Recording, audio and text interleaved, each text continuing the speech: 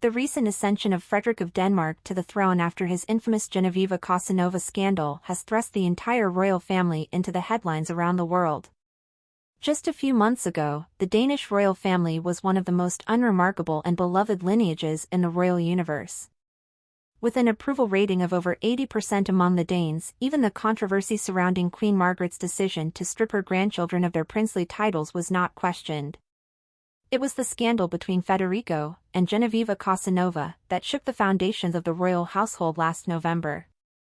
In the months since, the Danish royal family, led by Frederick and Mary, has gained a great deal of notoriety in Denmark and abroad.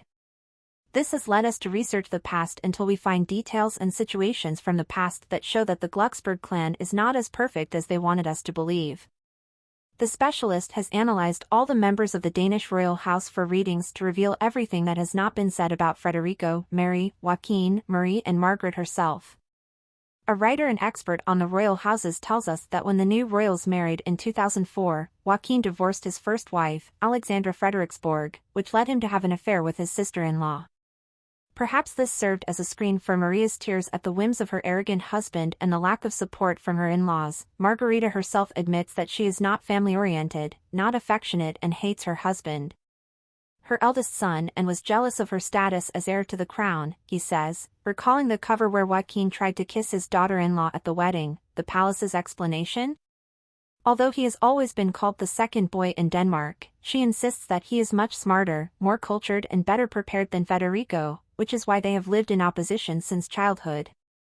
Joaquin married Marie Chevalier for the second time in 2007, and comments about the great resemblance between the Frenchwoman and Marie and the usual comparisons between them caused a family war that continues to this day. It is worth remembering that on January 14, Marie was the main presence at the proclamation of Frederick and Mary as kings of Denmark, a gesture that reflects the weak or non-existent bond between the two. The specialist went further, stating that the two couples get along so badly that the queen had to side with her heir. How did this happen?